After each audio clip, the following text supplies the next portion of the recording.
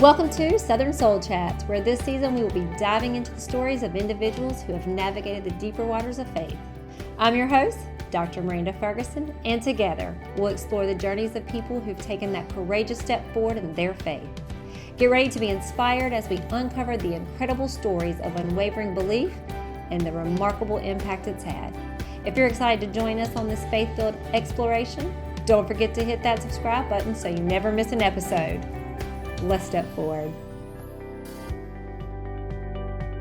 Hello, everybody. Welcome to episode 4 of Southern Soul Chats. Today our episode is Rescued by Grace, and I am excited to have the wonderful Heather and Donnie Mosher here to join us. So welcome, guys. Hi.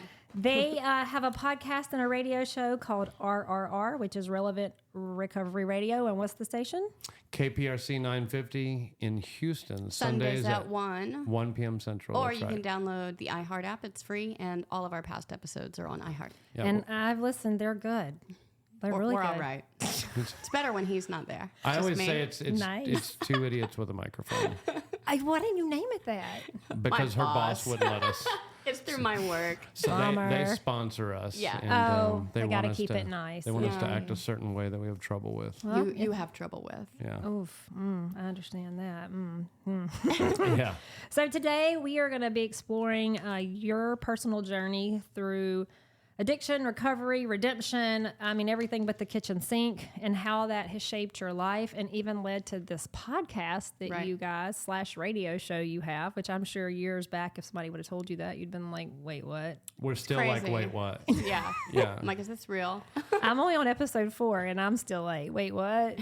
I don't know if it'll ever go away, like ever. Well, and still to this day, people are like, you have a radio show? I'm like, yeah, I'm still shocked. Yeah. Yeah, somehow we do. I don't.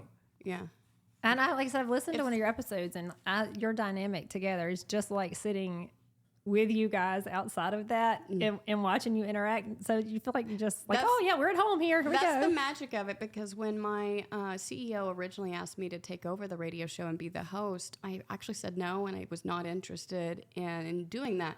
And because I'm not just trying to like be on the radio, but he was kind of forceful that, you should do this. And because didn't you filled in like I filled twice. in several times. You helped him twice, and then he was like, hey, I'm going out of town, you do it. And you said no, and then he was like, yes. And then I was like, well, if I am the host, then I get to do it with my husband, because I know our banter between each other, and I know what he's going to say and how he's going to explain things when it comes to addiction and recovery. And we have to actually tone our banter down for the radio. Yeah. Imagine that. Yeah, Just tone it down a smidge.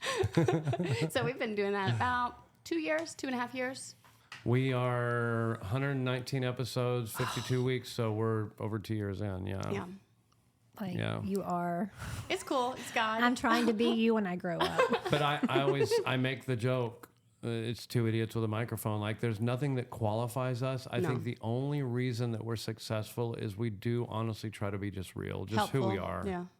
I don't even know if we're helpful. I know that we just try to be authentic, and the authenticity is that we're broken, we're idiots, like we're just doing the best we can. And I think due to our own past experiences, it's a podcast and a radio show about recovery, and which Donnie and I are both in recovery ourselves. And through this journey, we've helped a lot of people get sober and stay sober and find happiness or find a connection to God.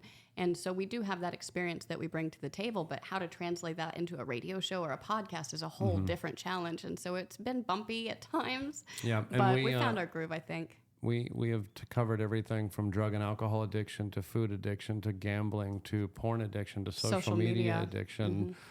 I love to pepper Jesus in. Pepper.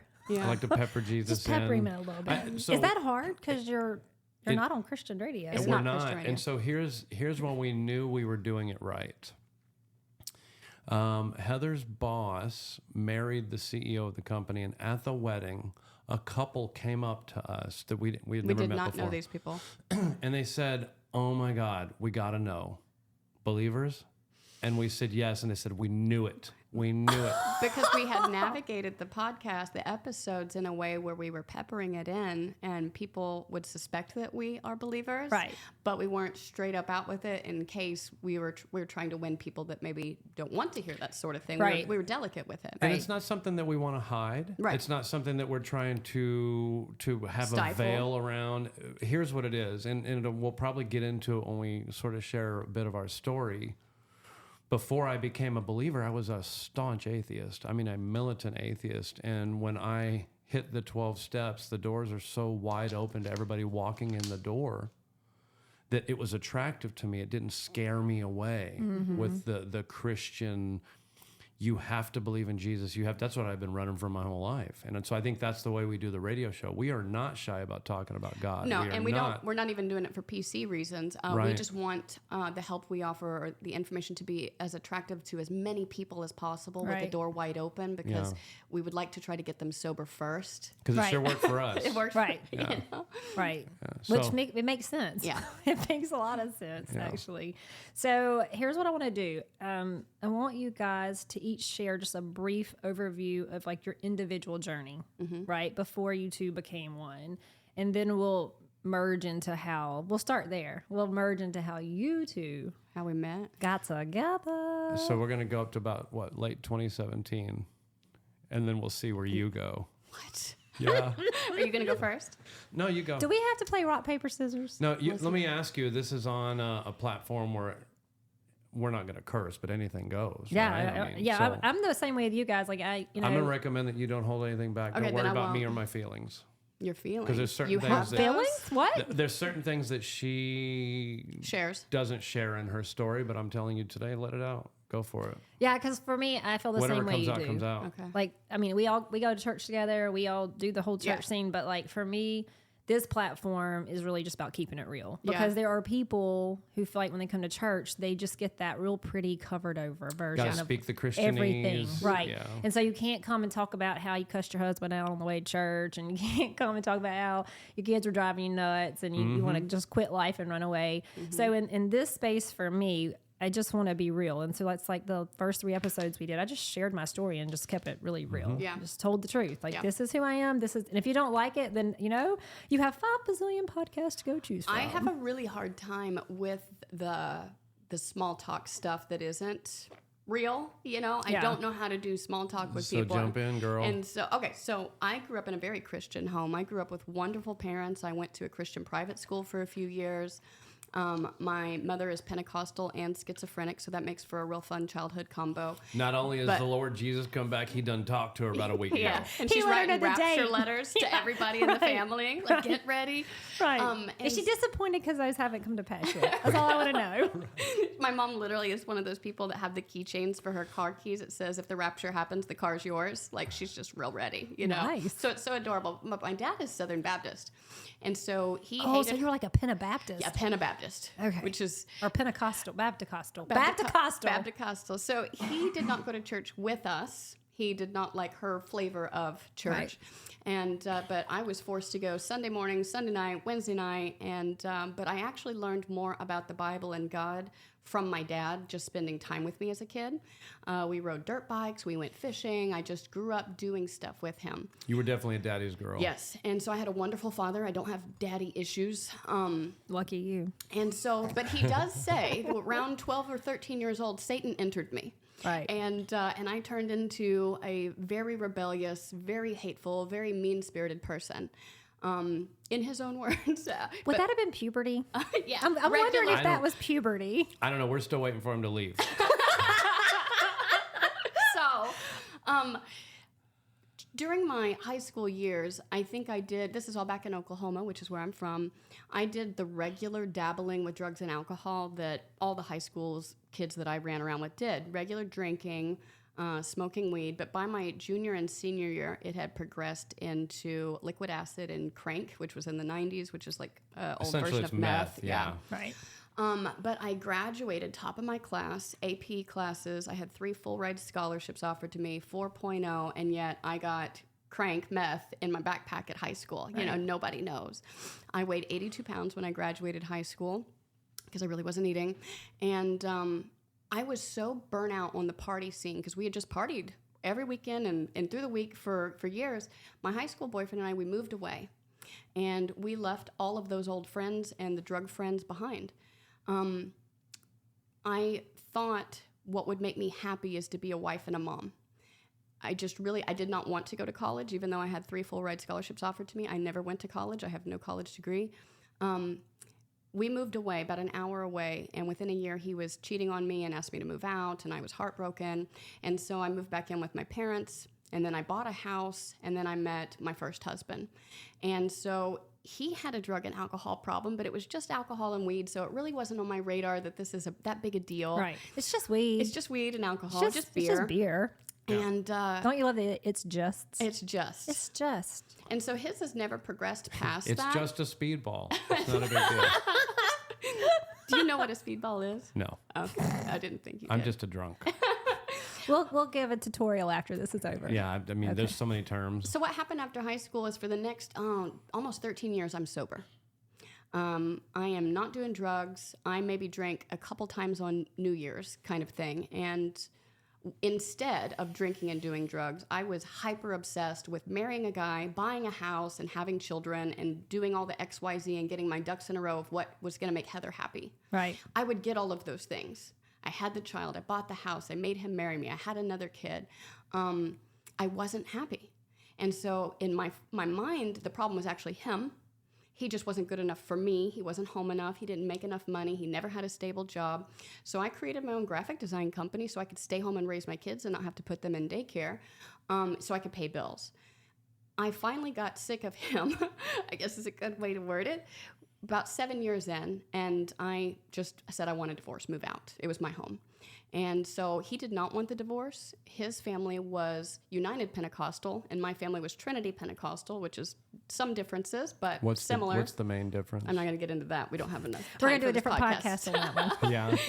But we had this similar idea about a biblical marriage and all this. And I actually, in my crazy mind, I tried to hire the girl that worked at my tanning bed salon to go to his bar to get him to cheat on me so that I could divorce him. Crafty. And I was going to pay her. It's Smart frightening. and beautiful. It's frightening to me today. It's frightening. It should be. So anyways, I divorced this guy and, quickly remarried a new guy. Right. He was sober. He was in the military. He was stable. And we were best friends. And he was a good guy. He was good to me. And you're sober at this time. I'm You're not sober. drinking. I'm not drinking or doing drugs at this time yet. And so he deployed overseas right after we got married. And then when he came back, I don't know a delicate way to say this, but our sexual relations never resumed for the next 3 years. Right. And I tried everything to pursue him or to initiate, and I got turned down at every road. And so I really thought the problem was me. My self-esteem was in the tank, and because I didn't rely on God at that time in my life. I was a Christian. I had been, quote, air quote, saved, when I was 13, but I wasn't living my life for God. Right. I was living my life for me. And so if a guy didn't want me, if my husband didn't value me or pursue me, I had no self-worth. And so for 3 years, this really messed with my mind. And then one night I accidentally found an external hard drive that had some information on it that showed he just wasn't attracted to females. And so I accidentally found why this was happening.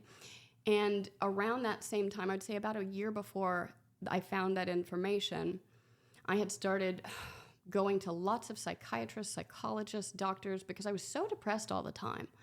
I have been prescribed every antidepressant and mood stabilizer under the sun during my chunk of time that I was sober, and I never got well. I actually got crazier and more depressed and more discontented.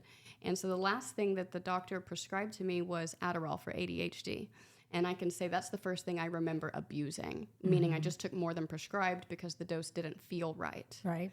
No one says, hey, I want to grow up and be a drug addict. No one says, I want to grow up and be an alcoholic, And Aspirations. so I was just trying to get well. I was just trying to feel normal. Right. And so around that same chunk of time, I had 2 surgeries back to back. One was a tumor that got removed, needed to get removed. But the other surgery was a lower back surgery. I talked a doctor into ablating some nerves across my lower back because I believed I lived in chronic pain for like 10 years. What do you think now? I was just spiritually sick, and spiritual And it was sickness manifesting. manifests like looking like mental and physical issues. Now, some people really do have a chemical imbalance in the brain, and the Or some medications for people that may, work great may for really that. have some Right. nerve issue. But I didn't. Yeah, but looking back, now Looking that back- was not your case. It was not my case. I'm not saying it's not other people's cases. Right. I'm speaking for myself. That my spiritual sickness was manifesting in a whole lot of mental and physical ways in my life. And so I got prescribed opiates. And so I was abusing opiates for about a year up until the failure of that second marriage. And my dad, who's Southern Baptist, absolutely hates alcohol. And so I wasn't really drinking, but I was doing a lot of pills for about a year. And so I go to an addiction doctor to try to get off pills, and he puts me on Suboxone. We could talk another hour about that. I have nothing nice to say about that. Suboxone is synthetic heroin. It's the government's way to wean you off of an opiate. The problem is that it's more addictive than the opiate. It's more addictive. Right. So you just trade one problem for Suboxone another. led me to Correct. heroin. Right. I was not a heroin addict before Suboxone. And so I took the Suboxone as prescribed, and when it came to the 6-month period, like, he weaned me off of it, but I was so sick I started drinking. And I remember my dad looking at me and saying, like, if this is what you're like, seeing me with alcohol, he goes, go back to pills. Ah, And I was like, that's great advice. okay. Well, I got Okay. that signed off. And so, Okay, thanks, Dad. All of those emotional and mental things were going on at the same time as marriage number 2 falling apart, and I found out the information I found out. Right. And so I am not a drug addict or an alcoholic because of 2 failed marriages or because my dad's Baptist or any of that. Right. Like, I used this catalyst in my life, and I was maladjusted. I did not know how to deal with life. I had And less Pentecostal. and I had less resiliency than I should have. Sorry, Right. if there's anybody out there Pentecostal, Will you just stop being offensive for like that's 5 what I'm saying. minutes? I wasn't trying Can to you? offend. I just like to make fun of you. So, which I love about you. Yeah. Here's the deal. I left husband number 2, and I wrote off my parents. I gave my kids to their dad, and within 5 days, I'm an IV meth and heroin addict. I was just around the wrong crowd at the wrong time. And which I want to call out was a bit of clarity on your part. So you had custody of your kids. Yeah. The ex didn't have a job, wasn't productive, wasn't doing anything. Baby daddy, right? Number 1. And you had that moment of clarity, like, I'm about to go down a road where I don't need my kids. Like, I can't do this to them. I called him, and I said, hey, will you take them? And he was like, yeah, because in his mind, no child support. He Right, has them. exactly.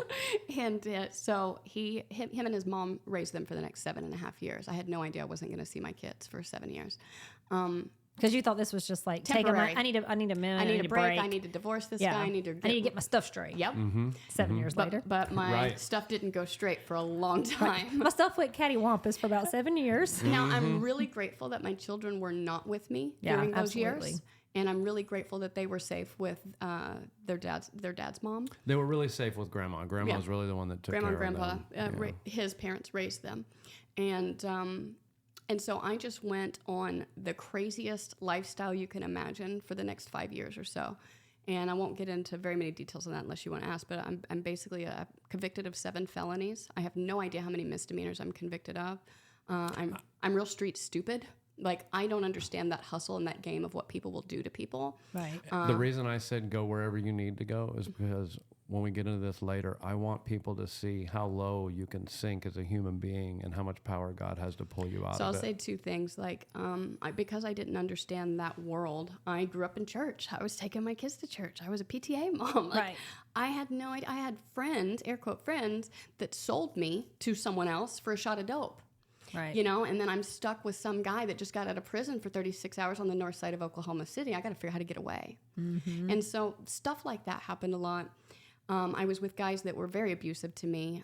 I've been raped a couple times, but one of the most low moments that I can remember is when the court date of losing custody of my kids came. And I wasn't trying to get them, but I still wanted to show up at court because I would like visitation of some sort, which Right. wasn't allowed.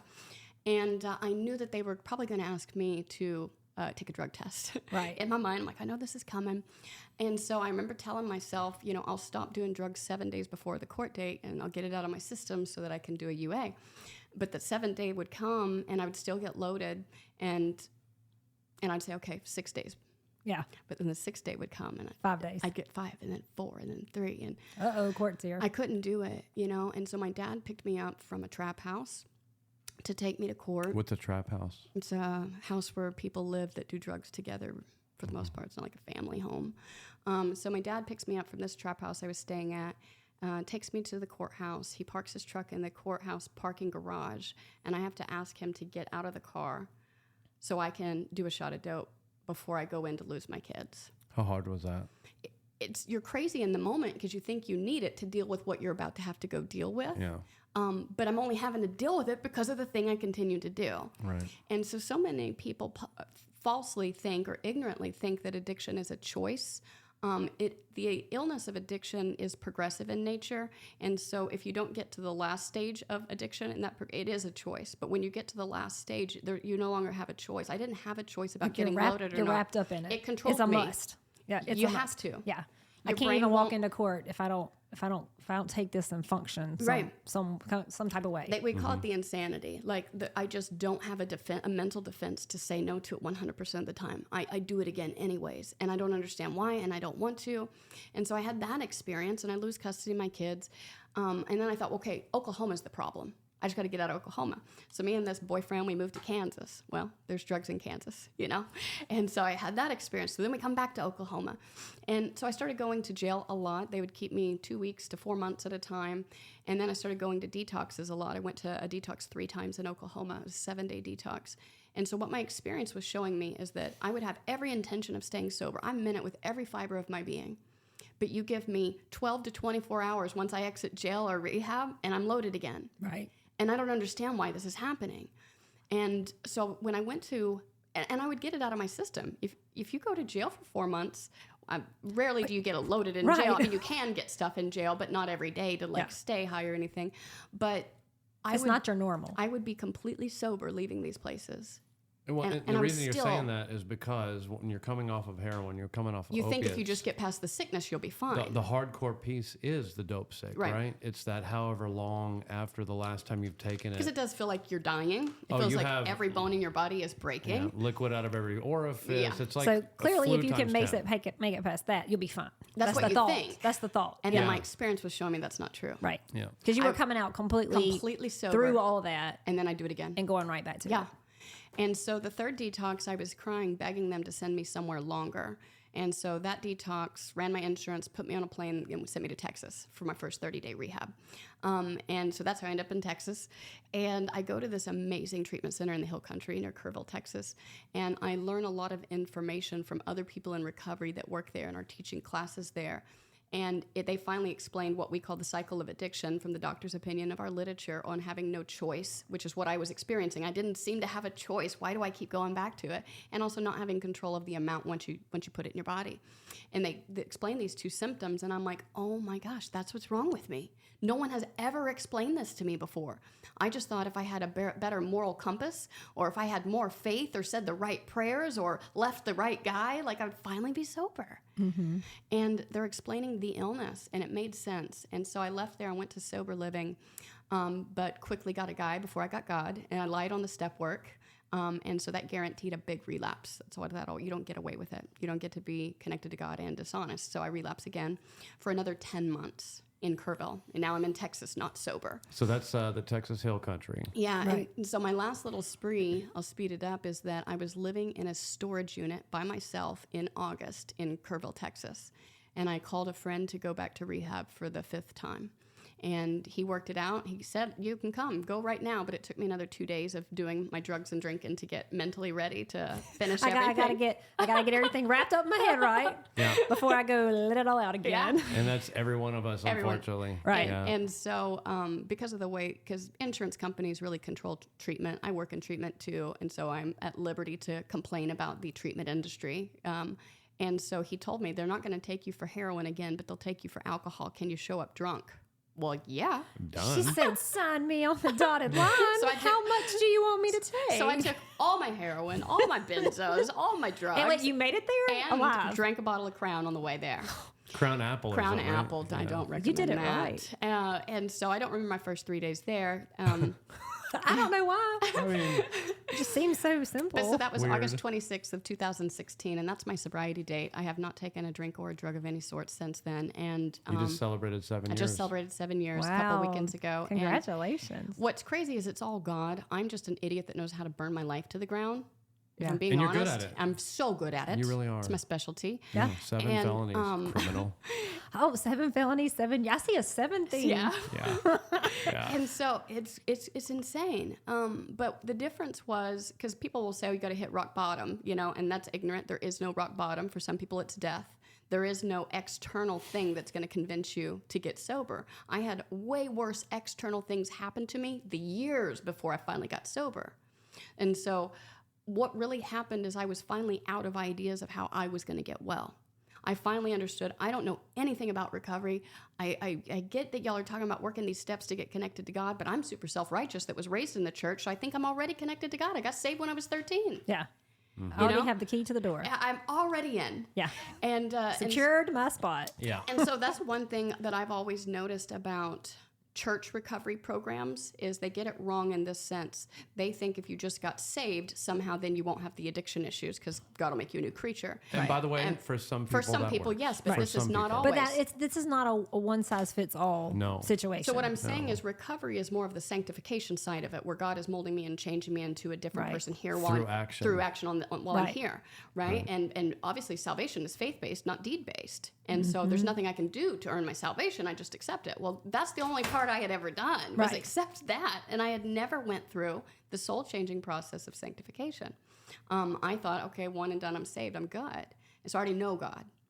And so I was finally out of ideas. I was not excited about being in a 12-step fellowship because it seemed so secular that I didn't agree with their language.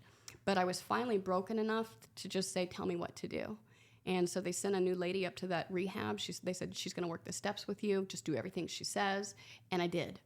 And I worked a 12-step fellowship, and I worked all 12 steps within like 7 or 8 weeks. I started sponsoring other women by the time I was 2 months sober. And it radically changed me from the inside out. I got a connection with God, which is Jesus to me, on such a more profound level than I ever got from all my years in church or reading the Bible with my dad, because it became particular and real to me based on my defects of character or ways that I am selfish. I had to face those things. I had to look at the fact that I tend to blame others or have a victim mentality or I'm a hypocrite or I judge people. All of this stuff that separates me from God that I had no clue was separating me from God. And so the 12 steps gave me a path of just surrendering those to God, to begging him to help me be a different person, because I realized I can't even be a good, decent person, much less a good wife or a good mom without his help. But I'm patiently waiting. You're patiently waiting. Yeah, I'm patiently waiting for her to become just, a good person. Right. Because you're the prince. Well, I'm up on the spiritual hilltop trying to coax her Yeah, up. well, let's wait till we get to when we met, and then they'll be the judge of that. Oh, we'll let the listeners decide.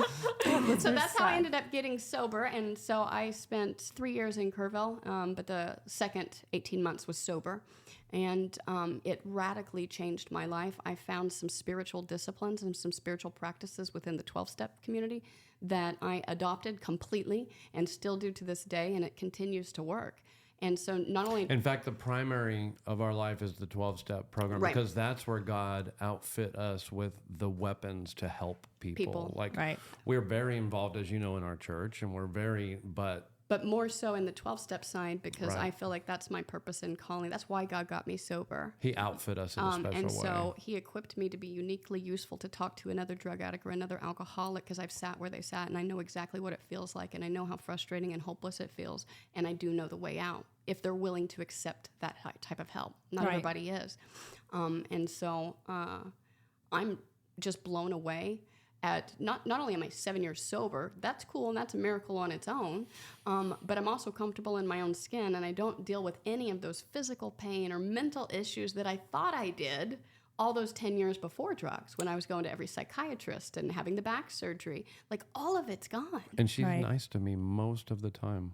She might be nice more time if you work on you a little bit. I can't do it.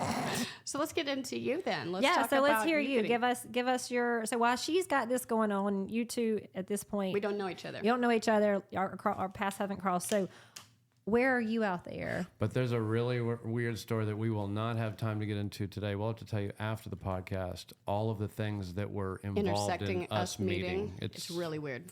There's no way around it but God. You can't even put this many coincidences together. But so I was raised here in Houston on the west side. Don't do it. West side. He did it. He did it. On the west The side mean streets of suburbs. Katy. Yeah, the mean The streets mean of Katy. streets of Katy. That's right. They are mean. It's all concrete there. It's very mean. Thug life, K-Town. We always make that joke because of the way I was a teenager. But so my parents divorced when I was 12. But I always talk about this because I was being formed, like my behavior is being formed before my parents ever divorced. I think a lot of people look back and they go, well, my parents were divorced and this happened and this happened. But if I go beyond 12, if I go back, I never felt okay in my own skin. Mm-hmm. I never felt like I belonged. I never felt content. I lived a life of discontent. If only, if only, if only. It was always if only. If I can just get, if I can just have, if I can. Way before my parents divorced. Our household before they divorced was, erratic. My dad was a workaholic, and when he was home, they would fight. And, it was unfortunately probably an average American household by today's standards. So they divorced when I was 12. I went and lived with my dad for about a year. He rented a house in the next neighborhood over so he could be close to us. I lived with him for about a year, but there was a problem there. So my mom, by this point at 12, she had already become like basically a prescription drug addict already. She was part of the OxyContin revolution. She was on antidepressants. And she didn't have a ton of money. My dad paid her a healthy amount for child support.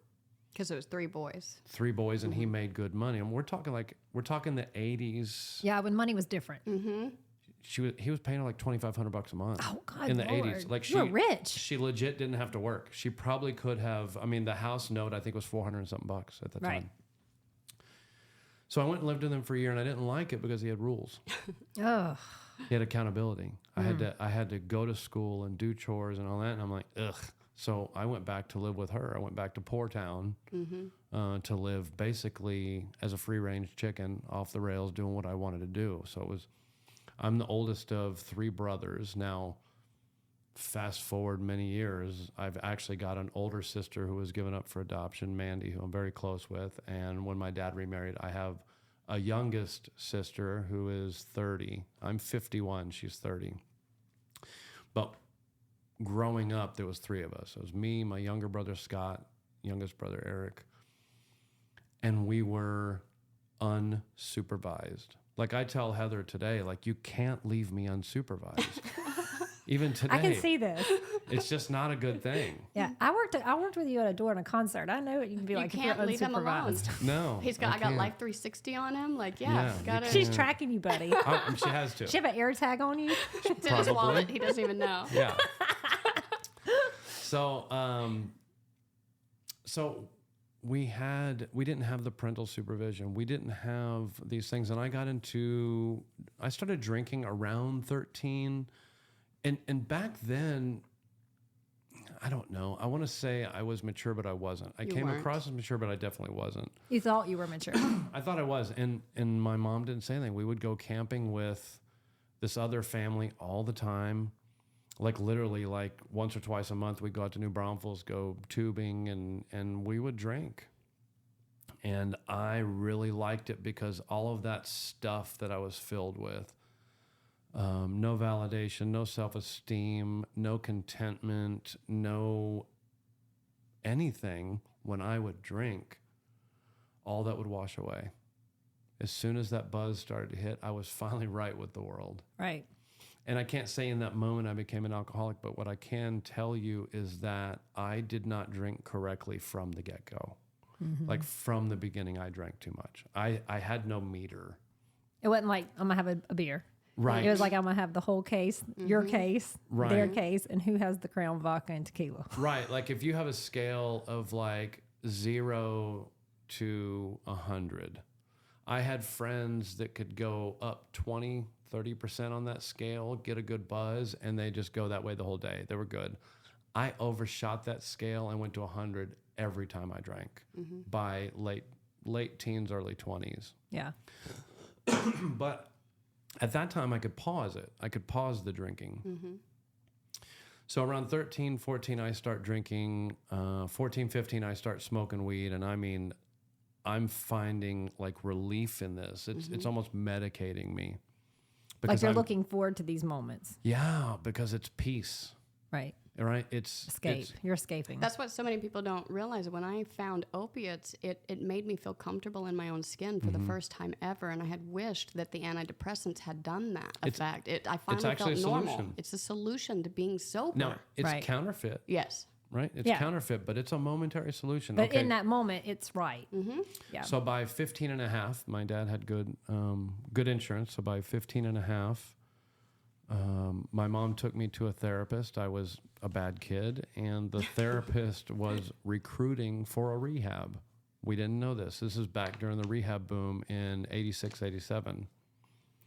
And I got put in rehab. Now, For weed. I was not, she loves to point that out. For weed. That's not even real. That's not even the, real. the criminal loves Heather's to like, point that out. Heather's like, dude, did you hear my story? Right. You went for what? Right. He went to rehab for a year for weed. So that's the thing, is that 15 and a half, 1986, 87, like I said, my dad got good insurance. There was no regulation at the time. Yeah. Rehab was in a boom. I went into Spring Shadows Glen in Houston, Texas for 1 full year, 365 days. But amazingly, You were cured. when Blue Cross Blue Shield said, we're not paying anymore, I was cured and they let me out. So I was in there for a year. That's amazing. I was in there for a year, but But you here's the- loved it. Tell him that. I loved it. Here's why. Here's why. For the first time, it was all about me. This is all I'd been waiting for. I just really wanted it to be all about me. And you were getting complete attention. Let's fix you. And because I want to be validated by human beings, I want to be loved by people, I want to be recognized by people, it was like, do you remember the movie The Breakfast Club? Yes. That was rehab. You had the skater, the jock, the Emo girl. the emo. You had all of them, and when I would hang out, I could become any one of them. If I hung out with the emo dude, his name was Derek. I still remember him. He drove a Fiero. Do you remember that? I had a Fiero. It was my first car. I He did. had a Fiero. He always wore black. His hair would come across his face. He had the flat brim hat. But I remember all of these people that I could just melt right in with each one of them. So I go through that year, and it was all about me. It's all about, Donnie, how do you feel today? Hey, listen. How did that make you feel? Tell us your feelings. Share today. Yeah, let it out. But here's the thing, is that I remember I had a counselor named Danny, and Danny was so frustrated with me. I remember we had I call it men's group. It was a boys group, but it was all the boys in a circle. And he said, tell me the one thing you don't want to tell anyone. Now, let's remind ourselves that I'm from the west side, very middle-class suburbs of Houston. I'm a bad behaving kid, but I'm not a bad kid. And so when he went around the room, I got in a fight with somebody and I stabbed him, and I don't know if they lived. Which is a lie. It was a complete fabrication. And Danny knew it. He Right, wasn't yeah. stupid. Yeah, Right? yeah. He knew it. I didn't have the ability to be honest. It was not an ability of mine. I just didn't. I didn't want you to know who I was. So whoever you are, I would just become Right. like you. Well, this went on until I was 41 years old. So I stay a full year in rehab. I get a 1-year chip from our 12-step fellowship. Because you did a year. None of it made sense to me. None of it mattered to me. I didn't care about it. Like today, our sobriety birthdays mean more than our belly button birthday. Yeah. We don't care about our belly button birthday. We care about our rebirth. Right. That's what means something to us. But I remember coming out of rehab. I was drinking in 2 weeks. And it's not even like I'm an alcoholic and I'm drinking because I have to. It's like, it just didn't faze me. It was more like a year-long vacation to me. I was going to say, it was like you went and hung out with a bunch of people for a year. Yeah. And it gave you a safe place to be. Everybody made it about you. I mean, you had a solid vacation on Blue Cross Blue Shield. Sweet. It was sweet. Hence the regulations today. Yeah.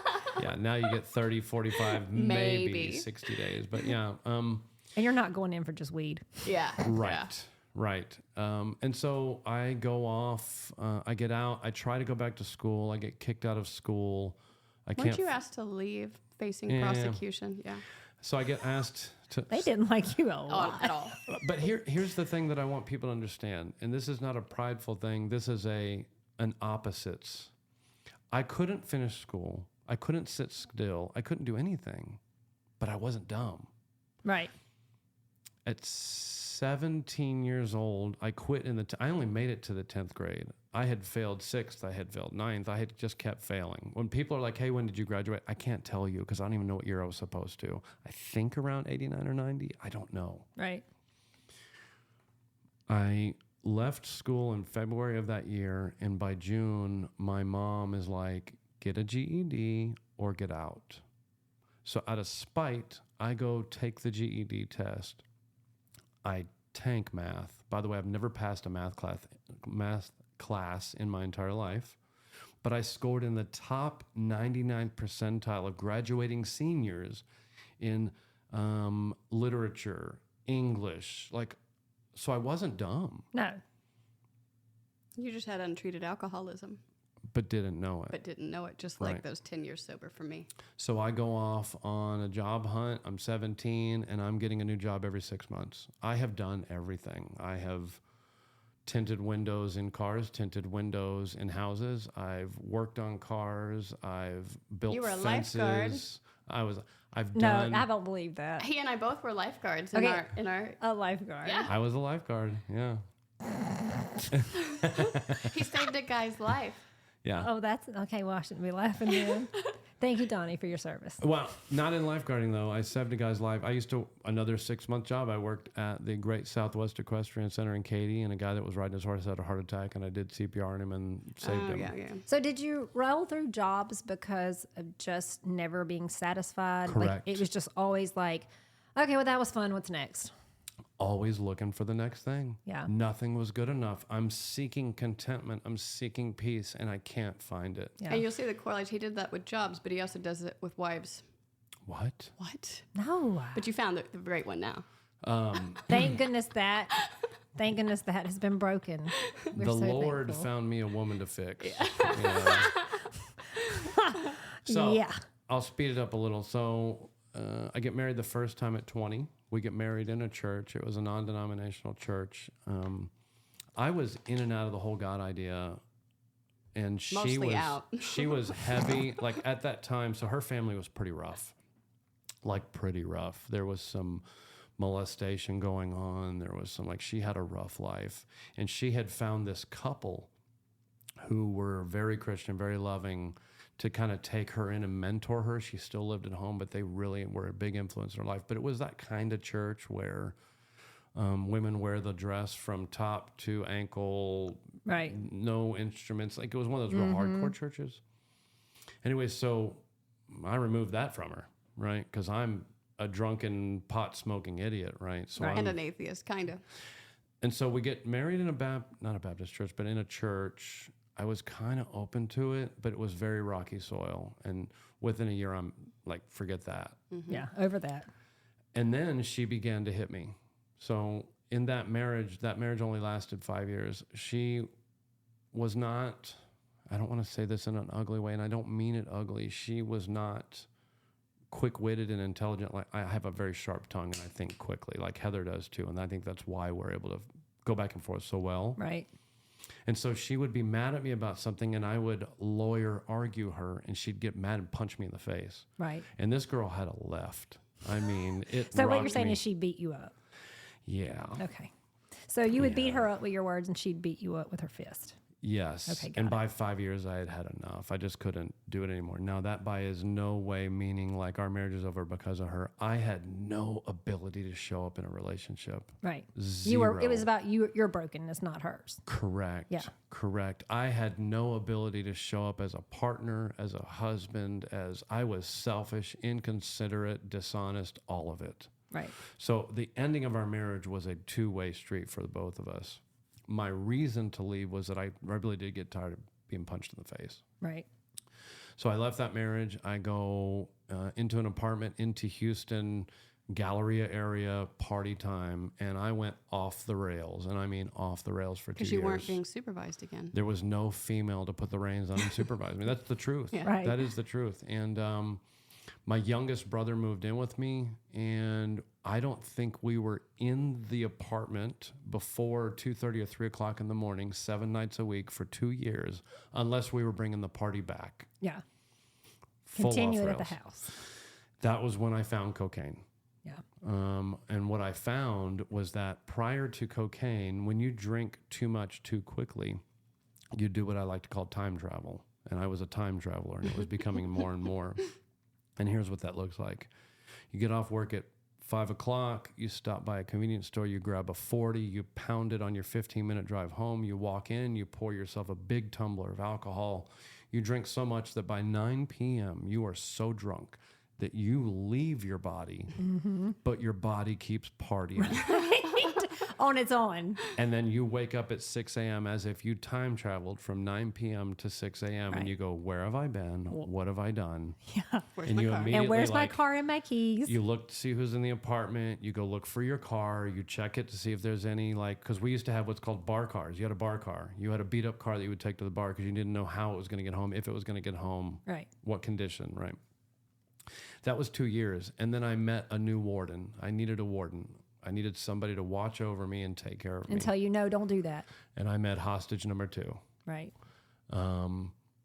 By this point in time, I am so separated from God. I am so atheist. I am an intellectual, prideful intellectual that science is right, You can't tell you nothing. nothing. And I am getting to a point where when people bring up Christianity, God, Jesus, I'm like, oh, let's go. Let's do some verbal sparring. I want to argue this out. So it became like entertainment for you. 100%. 100%. And that was the way I lived until I was 45 years old. So, marriage number 2, again, I had no idea how to show up as a husband, a partner, a friend. I was inconsiderate. I was selfish. I was dishonest. I cheated on her. But we were married 18 years. Oh, wow. Yeah. Now, I didn't cheat on her right away, right? I waited 8 or 9 years to do so. That was very kind of you. Right? But I cheated on her. My drinking progressed. I didn't go to college. I got a GED, but I got into a technical field where I began to make money fairly quickly. When I was 25 years old, I was making $50,000 to $70,000 a year already. I was in an hourly wage where I could work as many hours as I wanted. I was making bank, which meant I could buy all the alcohol and drugs I needed. Yeah. I never did without till the day I quit.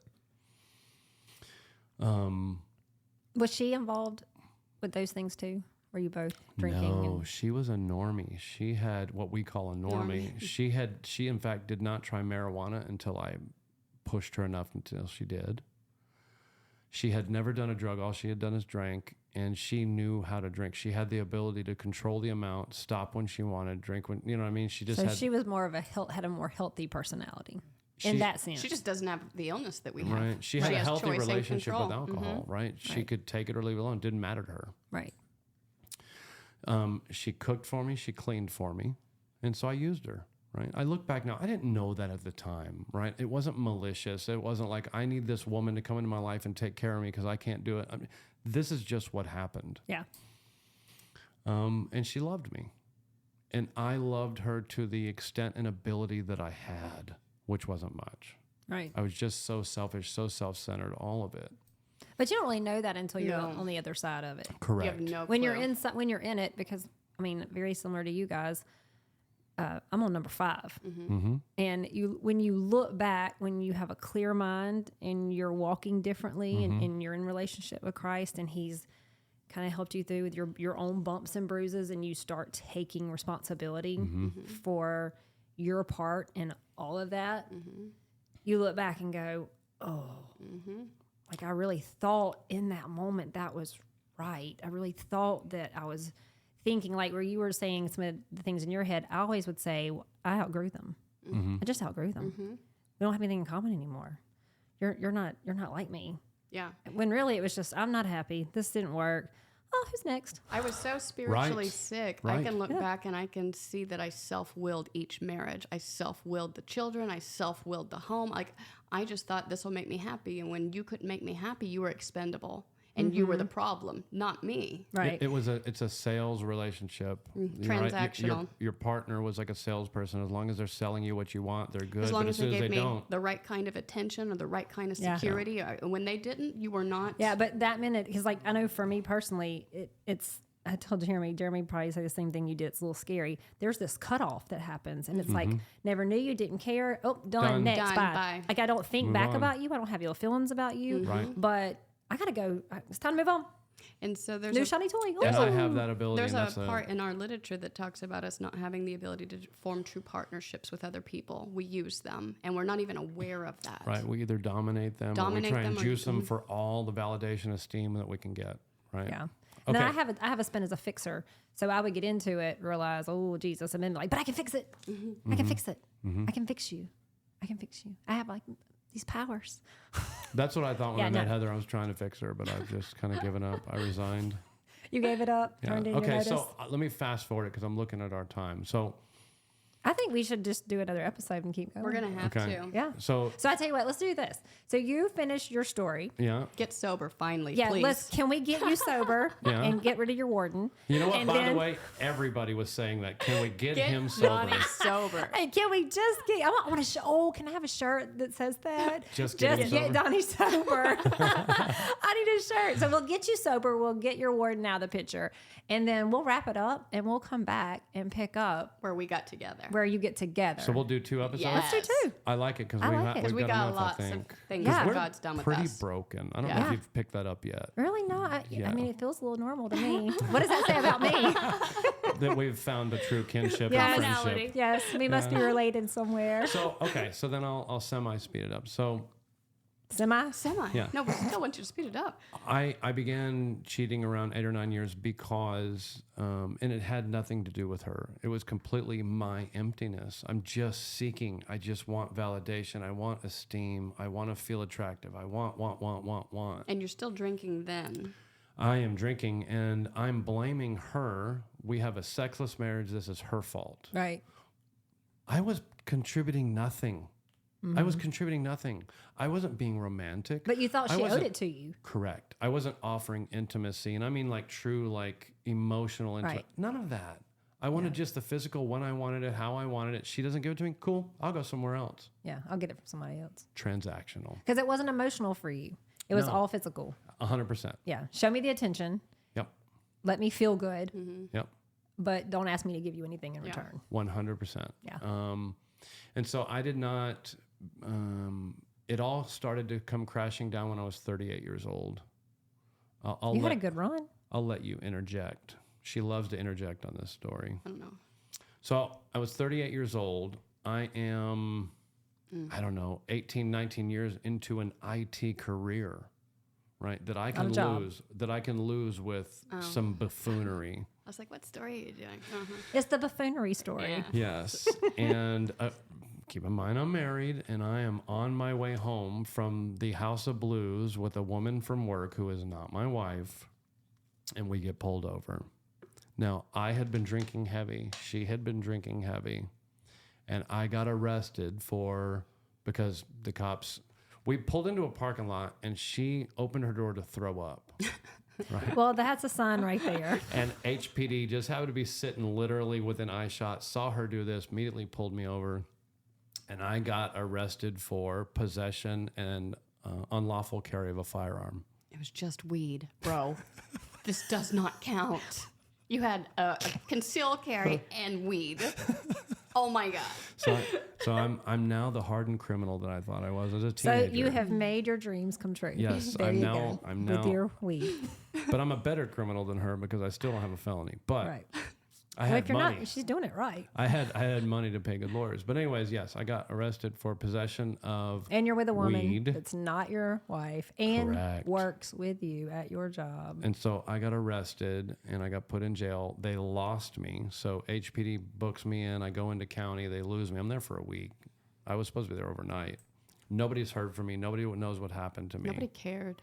That's probably the truth. They probably had a sigh of relief. Donnie's gone somewhere for a week. He took a vacation. But here's what happened is that I did pay a good lawyer. She did a good job. I wanted to fight this. I didn't do anything wrong. My driving didn't get me pulled over. They saw that woman throw up. And so here's what I wanted to rest on. I wanted to rest my case on the fact that they said it was my license plate light, but the truck was like 1 month old. Don't lie.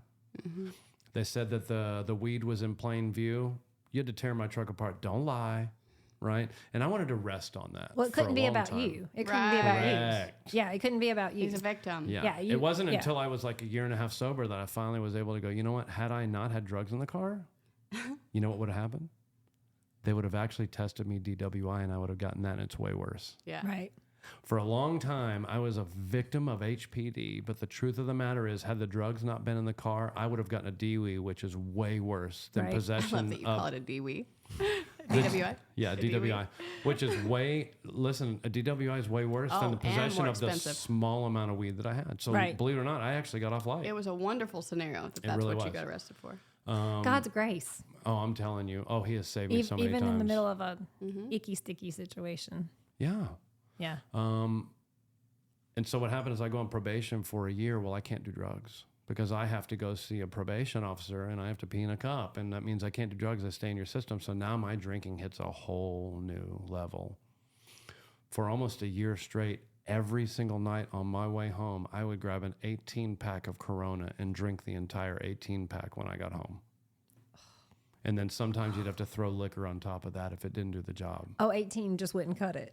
In the end of my drinking, It doesn't I was... work anymore Yeah. when you get Yeah. to that point. In the end of my drinking, I was drinking a handle. What is it? A half gallon of Crown Royal in... A lot of people don't know what a handle is. It's when the bottle of liquor's so big, there's a handle literally on Yeah, the you bottle. have you have to hold it by the handle. I smoke cigars with men who drink their bourbon or whiskey out of a small glass With with, a a little giant chunk rock, of yeah. ice, and they'll have Yeah. 1 or 2 glasses. I'm like, what are you doing, bro? When you have progressive alcoholism like we do, or drug addiction, the drugs and the alcohol work to cover up your spiritual sickness and help you feel whole while they work. But on goes the years, and when it gets to a point, like his alcohol wasn't working for him anymore. And I remember like doing so much heroin. People that I'm doing drugs with would warn me and be like, Heather, don't do that. You're going to die. Like, how can you do so They much? had her doing heroin on a sheet of plastic by the end so they could roll her up when she died. In case I died, They just go ahead because they and- were yeah. so scared of how much I could do. Right. Because I was tiny. And so I had to get high on a rug in the floor in case I died. Who got my car? And that's just and I'm just thinking, they're like, Heather, you're going to die. And I'm like, when? Can you give me a time and a date? This is 'Cause I'm looking just for it. old, you know? So I'll wrap this up. So I'm on a year probation. I can't do drugs. My drinking hits a whole new level. I'm able to drink a half gallon of Crown Royal in 24 to 36 hours. So in a day to a day and a half, I'm going through a half gallon of Crown Royal. I can't stop no matter what. There was a time period in there where I wanted to stop and couldn't. I had an RV at the time, and I used to go camping quite a bit. And the problem is that I can't burp. Have you ever heard me burp? Like, No. it'll happen every once in a while by accident, but I can't do it. You can't force yourself to do can't. it. Literally can't. It's so Yeah, I weird. can't either. Yeah, she can. She's really good I'm at great it. at it. Yeah. It's a skill. And God so gift. if I'm drinking I'm beer, sure he has other talents. if I'm drinking beer or if I'm drinking like Crown and Coke, the bubbles would make my stomach hurt. And so I would go camping. I don't want to drink, but I can't not. Right. And I remember one time leaving a grocery store and I stared at the 2 to 3 cases of beer. I can't tell you how long. And when I finally left the grocery store, I had tears coming down my face because I couldn't not drink. I tried hypnotism. I tried everything and I couldn't stop drinking. And it wasn't till I was about 40 years old, a guy from my childhood came back into my life and he was different. He was sober. He was sober. And at this point in time as well, I am a hardcore militant atheist. Right. And I'm guessing everybody you hung out with is drinking, drugging. Like you don't have Oh, a sober person in your life. When people talk about if you don't believe in Christ, you're going to hell, I'm like, bro, I've been there. Right. Yeah. I've been there. I've already visited. Yeah. Yeah. I've lived there. And the people I hung out with were there too. And we were completely separated from God, didn't believe in God and all of that. So my buddy like begins to work on me. And finally he just sets me down and he relates all the feelings. It wasn't the amount he drank. It wasn't what he put in his body. It was like, bro, I felt invalidated. I felt empty, no contentment, no peace, no esteem, all of these things. I felt alone. He goes, I wanted to die. And I went, oh my God. So at night I would be laying in bed and I couldn't sleep. And I'd be thinking, if I die in my sleep tonight, I'm okay with that. I'm I was tired. truly okay with it. Just over it.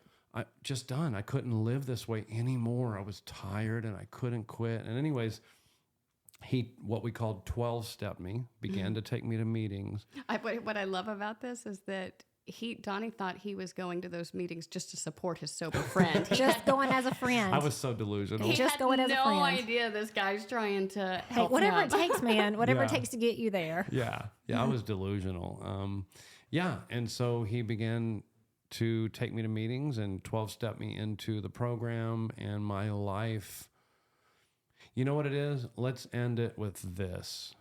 In the first 7 days, I heard every kind of alcoholic talk about something, but on the 7th meeting, he took me to a meeting. He set his life on hold, and every single night would come pick me up and take me to a meeting. On the 7th night, we were in this place, we're at a meeting, and this guy says, I had no idea I was an alcoholic. His name was Gary. I still remember his name 10 years later. He says, I had a job, I had a wife, kids, 2 cars in the driveway, all the bills are paid, my house, everything looks great when you walk in front of my house. I didn't know I was an alcoholic, but inside I wanted to die. And I went, oh my God. Like it was in that moment, I went, that's me. And I identified with him. And I remember crying the entire way home that night. I cried when I got home. And it wasn't that I was an alcoholic that I was crying about. I was crying that I was an alcoholic. And here's what I mean by that.